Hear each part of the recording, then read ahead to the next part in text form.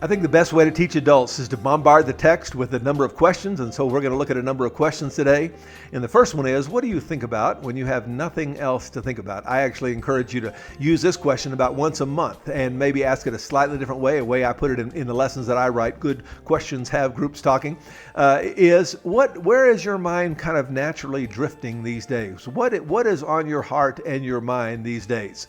And it's an important issue because the Bible says, as a man thinketh in his heart, the old King James has it, as a man thinks in his heart, so is he. And what you think about is actually a picture of who you are. Now, the next question, I want you to know that I understand this is somewhat problematic theologically, but I'm heading somewhere with this question, and that is, what do you think God thinks about when God has nothing else to think about? And it's problematic on several levels. Among other things, we know God can think about everything all the time. He is omniscient and he can think about everything constantly. But we get some insight into this question when the master teacher, Jesus, told us not one, not two, but three back-to-back parables. And by the way, what does that teach you about how to teach? And it teaches us that there's an appropriate place for repetition in our teaching, that we ought to do an appropriate amount of repetition as Jesus did in this case. And I would encourage you to look at all three of these parables. I believe we're assigned just the one of the prodigal son, but it encourage you to look at all three of these. I'd encourage you to invite your people to look at this passage and see, what do these parables have in common? What was the main point Jesus was trying to communicate? You could actually come at that a couple of different ways, but we're going to look at it this way. But let's begin in Luke 15:4. Suppose one of you has 100 sheep and he loses one. And before I go any further, let's just imagine what that might be like and what would be reasonable for a person who had 100 sheep to do if he lost one of them. Well, what would make sense to me is to think, well, you know what? At least sheep get lost every now and then. And that's just the nature of the beast, and that's the nature of sheep, and that's the nature of being shepherds. And I got 100 this year, and I had 99 last year, and I'm going to have 105 this year, and 97 the year after that, and things kind of go up and down. And that's just life in the life of a shepherd. And I would say to myself first, you know what? I had 99 sheep. I still got I had 100 sheep. I still got 99. And the third thing that I would think about, and this is perhaps the most important thing, is, you know what? I need to pay attention here. I need to wake up. I need to redouble my effort to take care of these sheep, because I am reminded that these sheep can wander off and get lost. Now, what I want you to see is this is not what the shepherd did. The shepherd did something that was kind of unusual, and it tells us something about the heart and mind of God, and it tells us something about what it means for us to be godly. So let's go back to our text. Suppose one of you has 100 sheep and he loses one. Does he not leave? Well, he ought to be staying with. He ought to be redoubling his effort to watch. Does he not leave the 99 in the open country and go after the lost sheep until he finds it? Next question. Where did he leave the 99? And I'll show you a picture here of a place. I actually saw this. I was Googling something else one time. But I trust you know how to search for pictures on Google. And anyways, looking for pictures, and the caption said something like, "Shepherds still take care of their sheep outside of Bethlehem at night to this day." And but when I saw this, I thought about that teaching. It's not today's teaching, but that teaching where Jesus talked about, "I'm the door," and the sheep go in there, and then he lays down. The shepherd is actually the door there. But as I thought about this parable, I thought about, well, this would be a good place for the shepherd to leave the sheep. Is that where he left them? No, he left them, it says, in the open country. Now, what does that tell you? What does it tell you about God? What does it tell you about what it means for us to be godly? Next question, how long did he leave this sheep? If he's thinking rightly, he ought to zip over here and look for these sheep, and zip over there and look for those sheep, and come back and be gone very, very quickly. And so my question is, how long was the shepherd gone? And if you look at the passage, you say he was gone until he found the sheep. And here is a big idea I want you to impart to your people this week. It is impossible for us to love the Father without sharing his heart for those who are far from him. The heart of the Father is relentlessly obsessed about those who are far from him. Just in the same way that you get obsessed when you lose something, if you lose your keys or you lose your cell phone or you lose something that matters to you, you can't think about anything else. So God can't think about anything else. It's an overstatement. I get that. He can think about something else. But these parables are here to teach us that God is relentlessly focused on those who are far from him. And he told us not one, not two, but three back-to-back parables because he wanted to pound the pulpit and he wanted to say to your people and to mine, and he knew that down through the centuries, people were going to miss this, that we need to be relentlessly focused on those who are far from him. I remember hearing Bill Hybels, and I understand Bill Hybels not maybe the greatest example about all things these days, but I think he's right about this. And somebody asked him one time, he said, because he started this movement of seeker-sensitive services. And so it's got to be this debate in preacher world about seeker-sensitive or seeker-focused, or what kind of services should we have? Should our worship services be for seekers, or should they be for saved people, and so on? And Bill Hybels said, I'm not just seeker sensitive, I'm seeker obsessed. And whether or not our worship services ought to be that way, I believe our heart ought to be that way. And we're not all going to be involved in evangelism in the same way, but it's going to matter to us, and we're going to care. I've been experimenting here recently about putting some evangelistic message. I've done two so far, and I'm just shocked how the kind of responses I've gotten. The first one was, what does it mean to be a Christian? And the second was, how can you be sure you can go to heaven when you die? The first one I did a week ago, I've got 2,100 views. 2,100 views on Facebook. That's probably more people than I've witnessed to in my entire life. And then the second one is on how you can know that you're going to heaven when you die. And I've had that up about 3 days, and I think I've got about 300 people have seen that so far. And this is thrilling to me. And it ought to be thrilling to the heart of every believer that here is a way that we can get the message out to those who are lost about the fact that there's a God in heaven who will forgive them of their sins and wants to live in fellowship with him. And Jesus told us that the heart of the Father is relentlessly focused on those who are far from him. And he wants to create in us a heart that just obsesses about those who are far from him. So the second parable goes like this.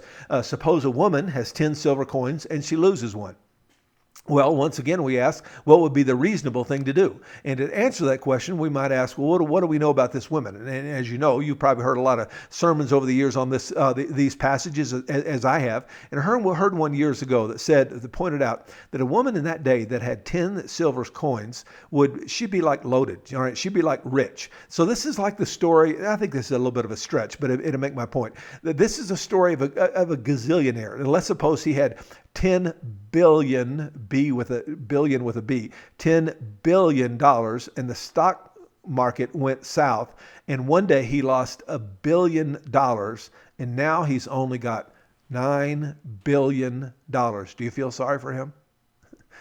I think that's a bit of an overstatement, but I think that's something of the sense that Jesus wants to convey in this story, that here is a woman who is loaded with cash, all right? And she's got 10 silver coins. And everybody would have said, ooh, boy, she's rich. But she loses one. Well, what would be the reasonable thing for a person with $10 billion to react? What would be the reasonable thing, for a reasonable response for the person with $10 billion if he lost $1 billion?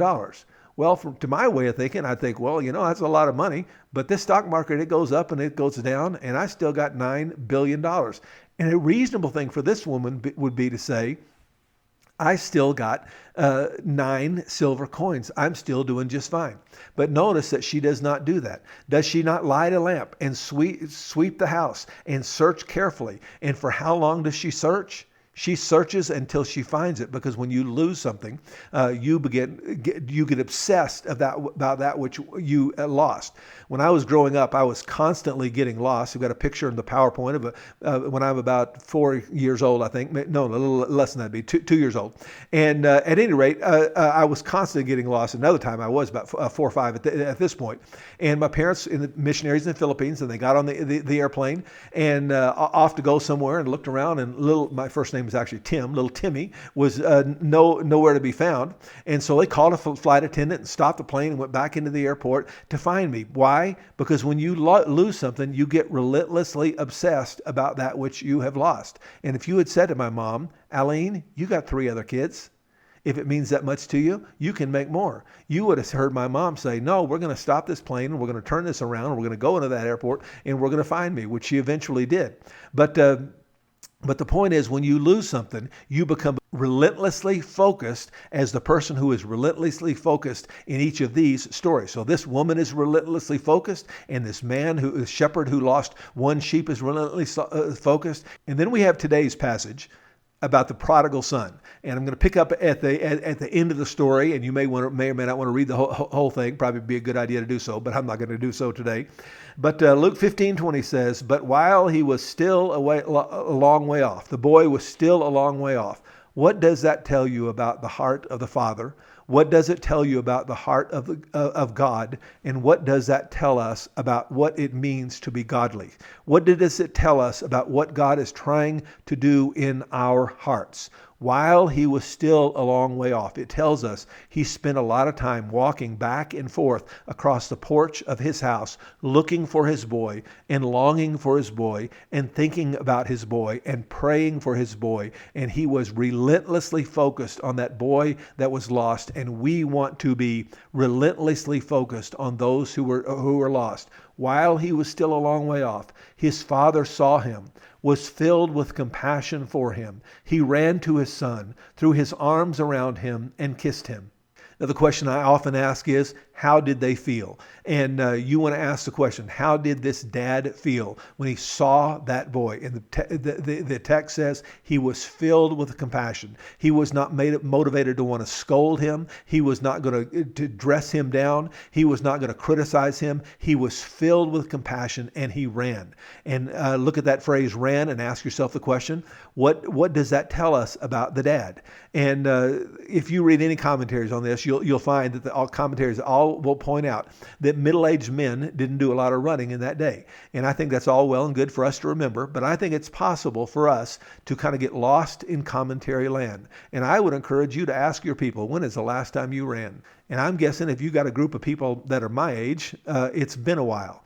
It's been a while since they ran, because I'll get out and walk and I'll get out and hike, but it's been a while since I did any running, because generally speaking, little kids run around all the time. But when we get to be middle-aged and older than middle-aged, we don't do a lot of running. This man was probably older than middle-aged, but the text says he ran. What does that tell you about that dad? And it tells us, say that phrase with me, he was relentlessly focused on those who were far from him. And we want to become relentlessly focused. And I believe in many cases, we are not creating people who are relentlessly focused. We are creating people who are simply churchy. I've done a lot of talks. My first book had to do with multiple services and multiple styles. And from my viewpoint, it's just a missionary perspective that I know as a missionary's kid, we use the stuff and the style of a culture to reach that culture. If you want to reach Filipino people whose dominant instrument is a kalington, this little round bell, then you'd use the kalington. And if you want to reach young people whose dominant instrument is electric guitar and drums and keyboards, we want to use those instruments. And I've talked to a lot of groups about that over the years. And at the end of the day, sometimes I used to do seminars on this, and I'd talk on this for 3 hours, and people come up to me afterwards and say, well, I just don't like that kind of music. And I want to say, is your heart like the heart of that shepherd who lost the one sheep? Is your heart like the heart of that woman who lost one silver coin? Is your heart like the heart of that broken-hearted father who longs for and thinks about and prays about and ran to meet his boy? I actually did this talk. I got a whole sermon that I do on this. Probably preached more times than any other sermon. I may have preached it to you in the past. And I would say to you, it's okay to repeat some content from time to time. This is one we would do well to repeat as Jesus repeated. And had a lady come up to me afterwards, and I can only assume she didn't understand what I was trying to say, because she came to me somewhat proudly and said, "You're darn right. I don't like being around sinners.